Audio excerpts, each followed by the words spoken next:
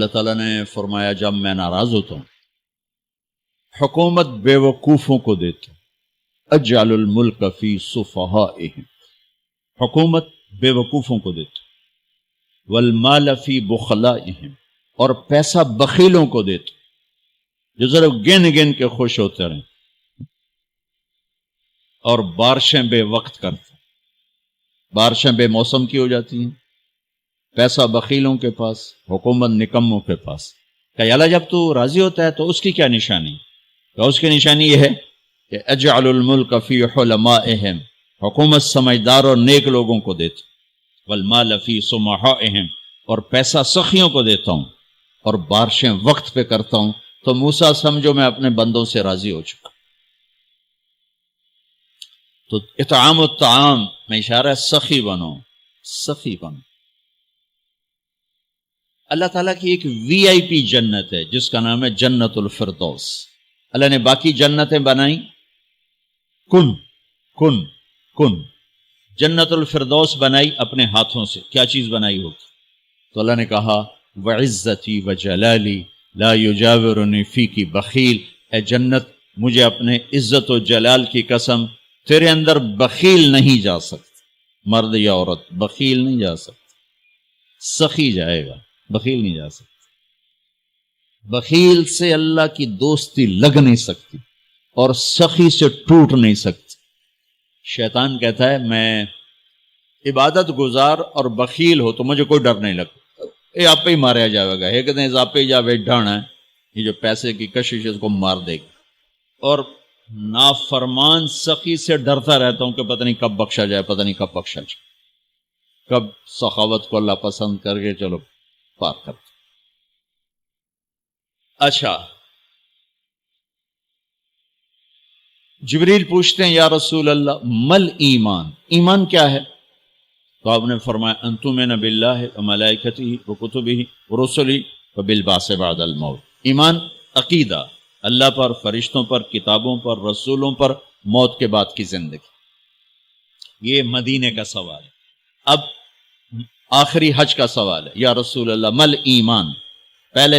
پہلے سوال کرنے والے جبریل ہیں اور یہ سوال کرنے والے عمر بن عبس ہیں۔ یا رسول اللہ مل ایمان، ایمان کیا ہے؟ تو آپ نے کیا جواب دیا؟ الصبر والسماحہ، الصبر والسماحہ۔ اب چھت بتا رہے ہیں کہ ایمان یہ ہے صبر کر اور معاف کر، صبر کر اور معاف کر۔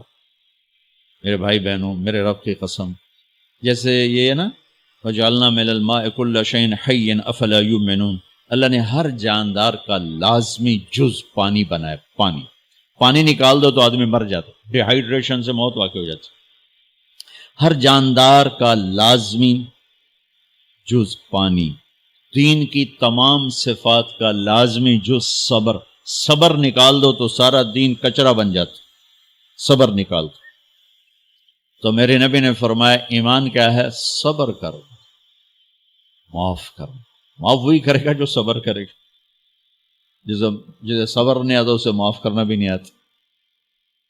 تو ایمان قیامت کے دن اعلان ہوگا صبر والے کھڑے ہو جاؤ، تھوڑی سی جماعت کھڑی ہوگی، بلکہ چلو جنت میں جاؤ۔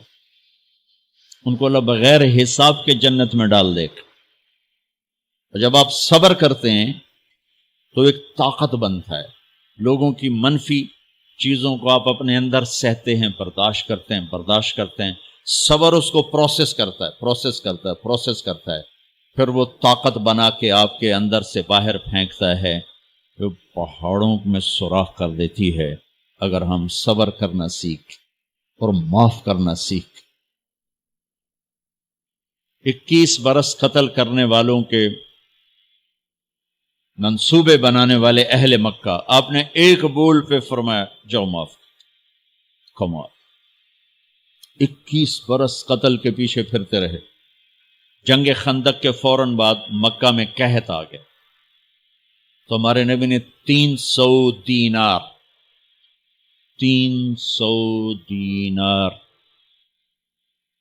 تو 10-15 لاکھ روپیہ بنتا ہے، آپ نے مکے میں ابو سفیان کو بھجوایا جو جنگ خندق کا سالار بن کے آیا تھا۔ آپ نے کہا مکے والوں میں کہتا ہے ان کو کھانے کھلاؤ میری طرف سے، تو ابو سفیان کہنے لگے واہ محمد تیرے قربان جاؤں، ہم تجھے قتل کرنے کے پیچھے پھر رہے ہیں، تو ہمیں کھانے کھلاتا پھرتا ہے۔ یہ میرے نبی کے اخلاق ہے، میرے نبی کو معاف کرنا ہے۔ آپ سوئے ہوئے ہیں، آپ کی تلوار اٹھا کر ایک بدو نے آپ کے پسلی میں ماری، آپ اٹھ کے بیٹھ گئے، تو کہنے کا کون بچائے گا، یعنی میں تیار ہو جا، تو آپ نے کہا اللہ، تو آپ نے کہا اللہ، تو اس کا ہاتھ کانپا اور تلوار گر گئی، تب آپ نے اٹھا لی، آپ نے ایسے سیدھی کی، اب تو بچا، تو بتا تجھے کون بچائے، تو کہنے لگا میں تو ہی بچاؤنا ہے، اور کہیں بچاؤنا۔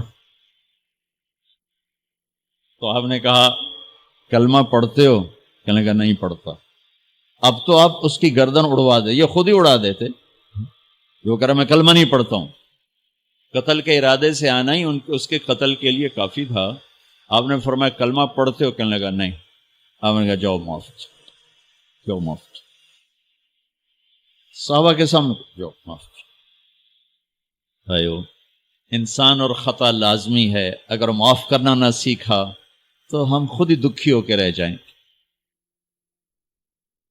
لوگوں کے زخم بھلا دو، اللہ پہ ڈال دو، اللہ صلہ دے گا، زندگی پرسکون ہو جائے گی۔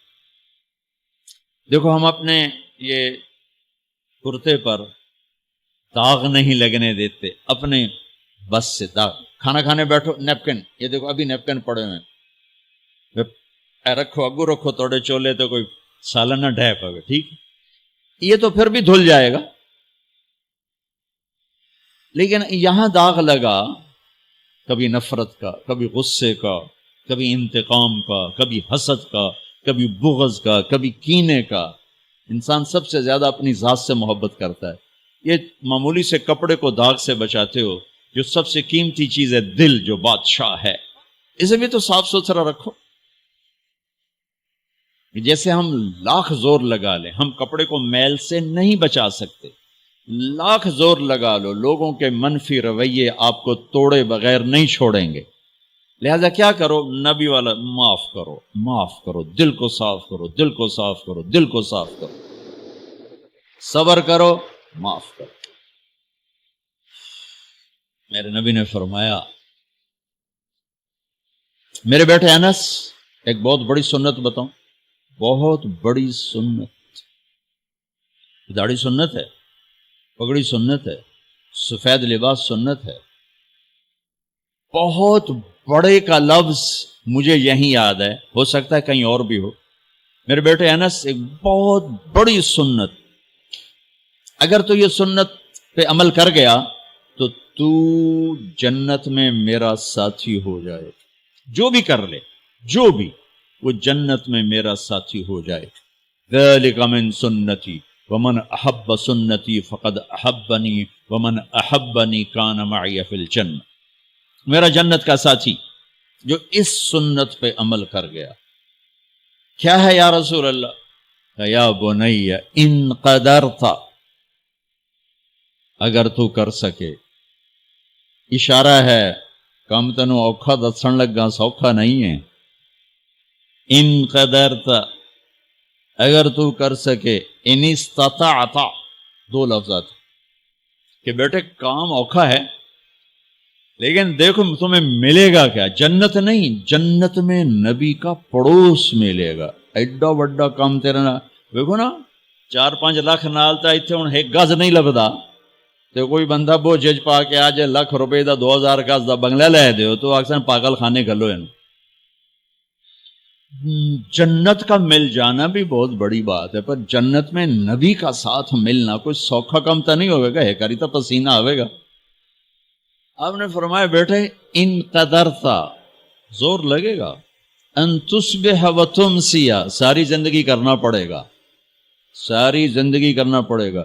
داڑھی تو ایک دفعہ رکھ لی ہے، اب تھوڑی صفائی ستھرائی ہے، لیکن یہ روزانہ کرنا پڑے گا، صبح شام کرنا پڑے گا، ساری زندگی کرنا پڑے گا، اور تو اس میں تھکے گا۔ کیا ہے؟ وَلَيْسَ فِي قَلْبِكَ غِشٌّ لِأَحَدٍ فَافْعَلْ، صبح شام اس دل میں کسی کی نفرت نہ آنے دے۔